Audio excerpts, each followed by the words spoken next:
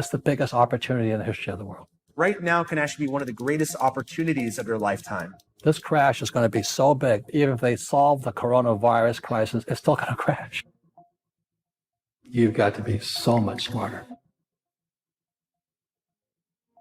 So I was down $800,000 at 32 years old.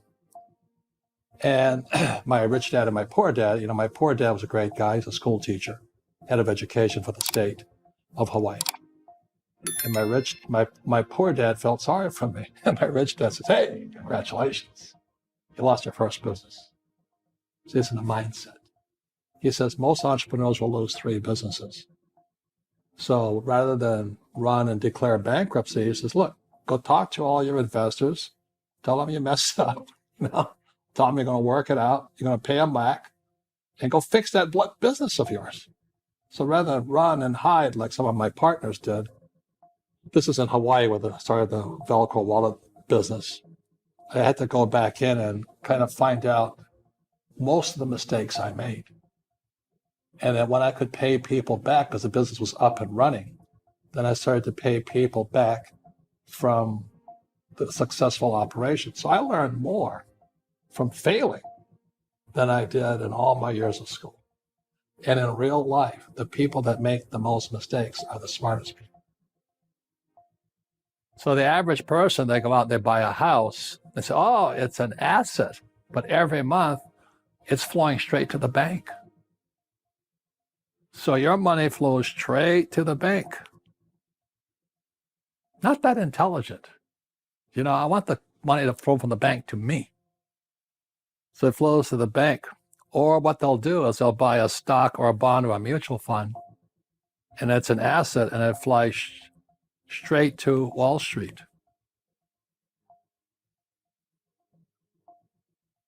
Not your asset, it's Wall Street's asset. And the third line, when you look under expense, first line is tax. So the average employee, like my poor dad, with a high-paying job, the money comes in, goes straight out the taxes and to the government. Makes sense? So when you get a job, first line, taxes. Second, mortgage to the bank. Third, your 401k or your IRA, straight to Wall Street. Look at this chart here. It's called the cash flow quadrant. E and S, employee and self-employed. That was my poor dad. These guys work for money. These guys are not capitalists. They work for money and they invest their own money. On the B and the I side is my rich dad side. That's the capitalist side. Capitalists use other people's labor and other people's money to get rich. Which side do you want to be on? I'd rather be on the capitalist side. So that's the only difference. It's a whole shift of mindset and education. But everybody can do it if you want to do it.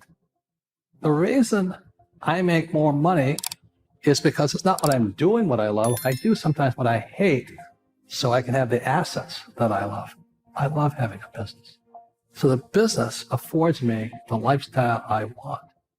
And then I invest in real estate. This is what I know. The higher the risk, the more education it takes. How badly you want to learn. Most people don't have it. They want a job, they want job security, they want a paycheck, they want a 401k. And that's why they don't get to come here. That's why they don't get to come over here. Nothing right or wrong, I don't ever want to be here. I knew when I was your age I wanted to come here, but the higher the risk, the higher the returns, but also the higher dedication, education, and study you have to go through. The rich don't work for money. Its number one expense is tax. See, there's 3 kinds of income: earned, portfolio, passive. So earned income is if I get a job, that's earned income. If I'm a doctor or a programmer, that's earned income because I'm working for it. If I buy, let's say, Apple for $10 and I sell it for $20, that's portfolio income, capital gains. But passive income, which is cash flow, is never taxed. For those of you who remember 87 and old enough, it wasn't just subprime crash. It took out the entire savings and loan industry. I mean, a whole banking system collapsed, and the savings and loans collapsed, just got taken out.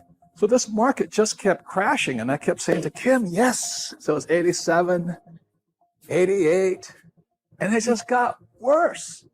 And in 1989, at the height of pessimism or the depth of pessimism, I said, yes, this is it. I'm going to get rich now. And as Buffett always says, you always buy when the bears are selling. And when the bears finally give up, that's when you go in. As you know, we learned little to nothing in school, but in fact, you'll find out that going to school actually diminishes your ability to get rich. So that goes counter to what everybody tells you. Go to school, get a job, and you'll make money. And that worked probably 1,000 years ago, not working today. The number one reason to be an entrepreneur is not about money. The number one reason to be an entrepreneur is personal development. To develop yourself to be, as the Army says, to be all you can be. I always say the same thing that Jim says. I say it on Laird Capital. I'm on Fox a lot. Right now, people say, well, I can't afford gold. Well, buy silver. Silver is so undervalued today.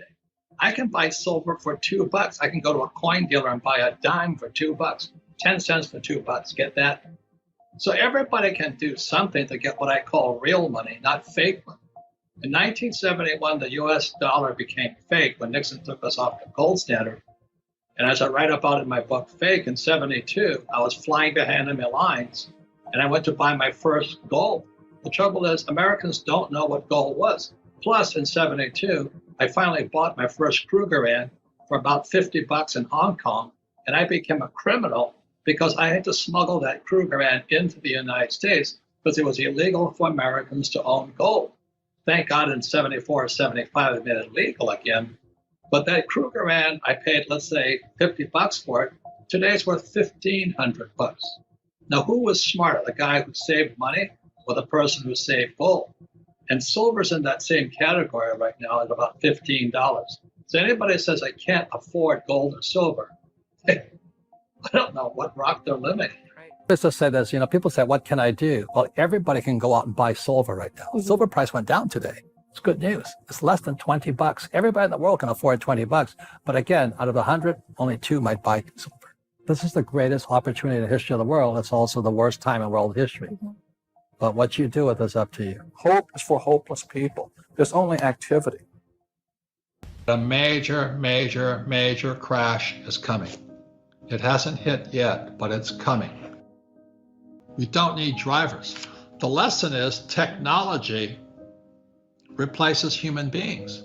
As a pilot, I went back to my old squadron in Florida. They don't need pilots in the airplanes anymore either. They're drones. The drones can fly by themselves. So look at who's getting fired today are airline pilots. That's why Buffett's dumping airlines. All these pilots, they're losing their jobs. And what happens is little drones fly up ahead over there. You don't need a pilot for them. And our silly, silly school system still tells you to go to school, get your PhD, and look for a job. Well, jobs are disappearing. So that's the future. That's the crisis. It doesn't have anything to do with COVID. It really has to do with technology also. So why would Buffett be dumping banking shares? You know why? It's because when they go to cryptocurrency, when the US dollar goes cyber, we don't need banks anymore. Think about that. I was just in China. I use my little iPhone and I don't need cash. So not only are pilots and truck drivers going to lose their jobs, so are the bankers. So the banker you go to on your little street corner, they're gone. All those little offices with like Wells Fargo Bank in America and Chase Manhattan, whatever the banks are, those bankers are out of work too. That's the crisis. So it's not just COVID, it's not just debt, it's not gold or silver, it's also technology. And remember what I said is technology replaces people. So if I was a pilot and I got hired by United Airlines when I got out of the Marine Corps, I'd be unemployed today. I'd have lost my job and I've lost my pension. Because what happened in 2004 is Wall Street stole the pensions away from the pilots, United Airlines pilots. So my classmates who are pilots for United, they're unemployed also. And so our schools will never tell you that. Warren Buffett hasn't been on television saying, hey, I'm dumping bank stocks, I'm dumping airlines, and I'm buying gold. He's buying Barrick gold. You know why? Because Barrick has a lot of gold to sell. Buffett only buys what he can sell. So he owns Coca-Cola, so he can sell Coca-Cola. You know, he owns Fruit of the Loom underwear. So, because men buy underwear. And also Buffett owns Gillette, so he can sell you razor blades and shaving cream. And he owns an insurance company called Geico because everybody has to have car insurance.